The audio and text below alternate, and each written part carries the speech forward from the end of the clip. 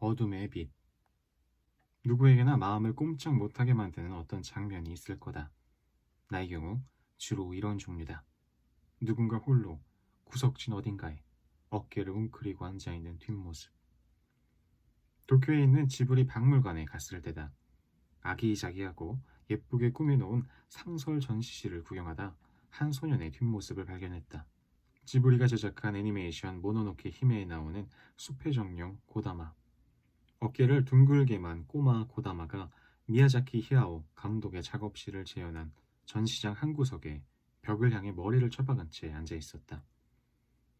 어린이들이 와글와글한 그곳에서 홀로 외로워 보이는 그 아이가 마음에 박혀 눈을 뗄 수 없었다. 전시장 안에서는 사진 촬영이 금지여서 사진으로 데려오지도 못하고 쓰다듬어주고 싶은 그 작은 등을 보며 한참을 서 있었던 기억이 있다. 팀 버튼 감독의 그림책 굴 소년의 우울한 죽음을 읽다가 이 한 장면에 또 마음이 울컥했다. 머리가 굴 껍질 모양이라 굴 소년으로 불리는 셈이 비를 맞으며 오독하니 바다를 내려다보고 앉아있는 뒷모습. 남들과는 다른 이상한 생김새 때문에 친구들에게 대합이라 놀림받고 부모님의 고민이자 슬픔이 되어버린 굴소년. 그림 옆에 이런 설명이 붙어있다. 어느 봄날 오후 샘은 비를 맞고 있었어요. 바닷가 한 구석에서 빗물이 소용돌이치며 배수구로 빨려드는 것을 지켜보았죠. 어두운 아이였던가? 잘 모르겠다. 수도권 소도시의 공단 옆 여자 중학교에는 검은 비닐봉지에 본드를 담아 불거나 비장한 표정으로 면도칼 씹기를 연습하는 아이들이 있었다. 할 일이 그것밖에 없다는 듯 늘 본드에 취해 책상에 엎드려 있는 짝의 등을 조용히 손으로 쓸어내리곤 했었다. 내 안에 있는 어떤 어둠을 생생하게 감지한 건 밝고 화려한 대학 캠퍼스에서였다.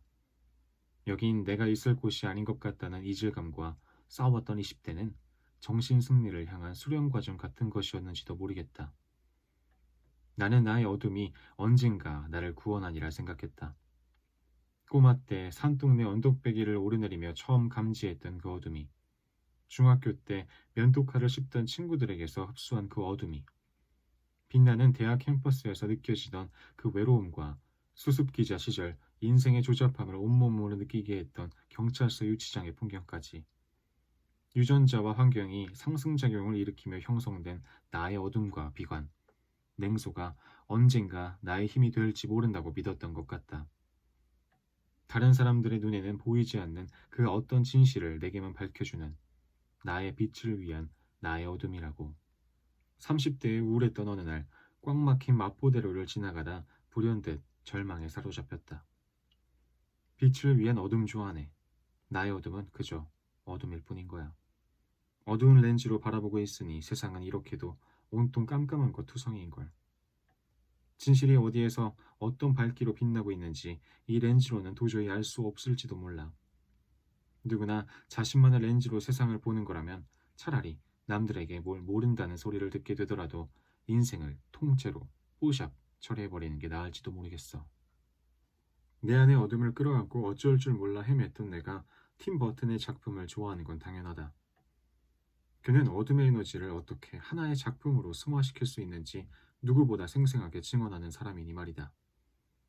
그의 작품 중 겨울이면 한 번쯤은 다시 보게 되는 영화 크리스마스의 악몽. 참으로 슬픈 내용이다. 주인공 잭은 각종 괴물들이 모여 사는 할로윈 마을에 지배하는 호박의 제왕. 하지만 매년 헬로윈마다 듣는 아이들의 절규가 이젠 지겹다. 어느 날 우연히 크리스마스 마을을 엿보게 된 잭. 이 마을의 밝고 생동감 넘치는 분위기에 매혹된다. 음침함과 냉소가 지배하는 헬로윈 타운과 달리 형형색색의 불빛과 아이들의 웃음이 넘치는 크리스마스 마을. 이건 뭐지? 이 마을 사람들은 왜 다들 행복해 보이는 거지? 그 밝음을 질투한 잭은 크리스마스를 자신의 것으로 만들겠다며 산타클로스를 납치해버린다. 빗물이 하수구로 빨려드는 모습을 멍하니 바라보는 굴소년도 그렇고, 밝음의 세계를 발견하고 그것에 욕심을 내버린 잭 역시 팀버튼 감독의 페르소나다. 아버지와는 사이가 나쁘고 학교에서는 왕따였던 소년 시절, 감독은 상상 속 괴물 캐릭터를 그리며 외로움을 달랬다고 한다. 마음 깊이 밝은 곳을 동경했지만 쉽게 녹아들 수 없었다. 아이들을 즐겁게 해주고 싶어 산타클로스로 변장하지만 의도와 달리 아이들에게 겁을 주고 마는 잭처럼. 아이들의 크리스마스를 망쳐놓은 잭이 내가 무슨 짓을 했나? 난 정말 좋은 것을 주려 했을 뿐인데 하고 노래 부르는 장면은 절절하다. 다가가고 싶지만 받아들여지지 못하는 슬픔. 하지만 잭은 결국 자신의 자리로 돌아와 다음 헬로윈 땐 아이들이 정말 무서워하도록 혼신을 바쳐 보기로 결심한다. 어울리지 않는 산타 코스프레 대신 자신만이 해낼 수 있는 역할이 있음을 깨닫는다는 꽤 긍정적인 마무리다. 팀 버튼 감독이 만든 거의 대부분의 작품에는 남들과 달라 슬픈 존재들이 나온다. 배트맨의 펭귄맨이 그렇고 가위손의 에드워드도 그렇다. 이들은 해피엔딩과는 거리가 먼 운명을 살고 있지만 결국 어둠만이 해낼 수 있는 역할을 찾아낸다. 감독은 말한다. 삶이란 궁극적으로 비극이라고 생각하는 편이지만 그건 대단히 긍정적인 방식의 비극성이다. 살다 보면 비극적인 일을 수없이 겪기 마련이고 그게 다 나쁘기만 한 것은 아니다. 그래서 나는 비극을 재미있게 표현하는 일이 좋다. 나의 어둠도, 당신의 어둠도 아마 뭔가를 해낼 수 있을 것이다.